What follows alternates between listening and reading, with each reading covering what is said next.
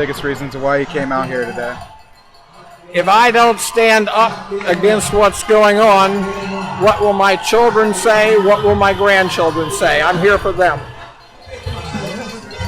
I mean, like, as a person of youth versus someone who has a lot more experience is a good way to say it. Like, how would you, like, have you protested a lot before in your life? Like, yeah. How would you compare this to like the protests you've seen in the past? This is a lot like the beginning of the civil rights protests back in the 60s.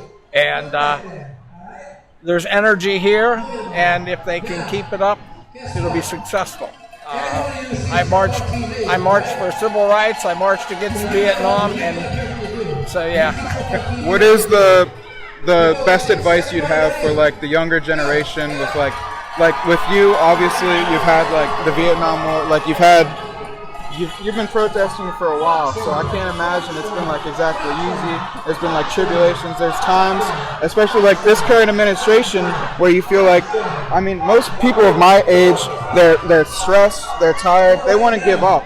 But versus like I mean, you being here today is like an example of like why we should fight. Like your past experiences. Like I'm taking the mic away, but That's fine. Do you have anything to say like on this topic?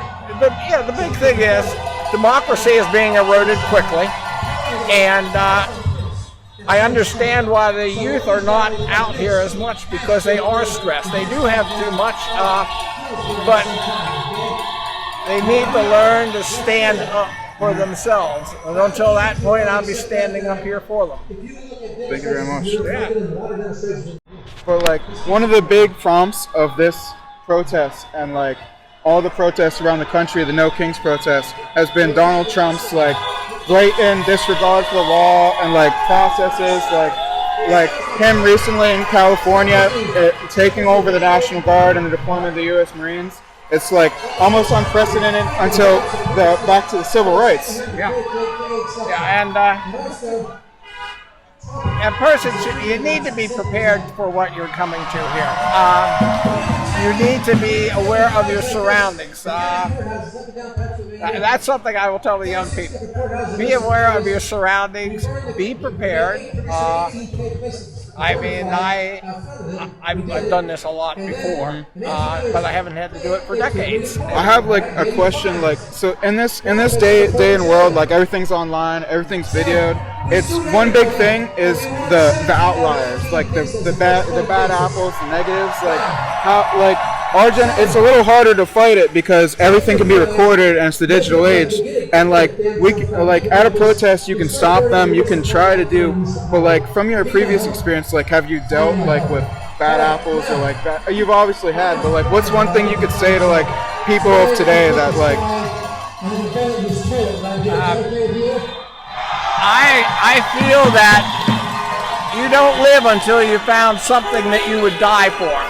And I will die for the people, and that's, so I'd have no fear. Yeah, that and I'm awful old. Yeah. Like, I mean, majority of this country, what this was founded on, what most children are raised on in society is Christian. It's these American beliefs of equality for all, like individualism, liberty, justice, and then you have like Christian teachings. It's supposed to be like love your neighbor, like all this basic stuff. And I've grown up, nothing's changed. I've grown up listening to exactly what my parents have told me, but the politics have changed, my parents have changed, and it's a completely different world. And like I feel like myself included with a lot of other youth, we feel that's like why some people are starting to get angry and start to get back, because we're just doing what we've been raised to and believing in what we were told to.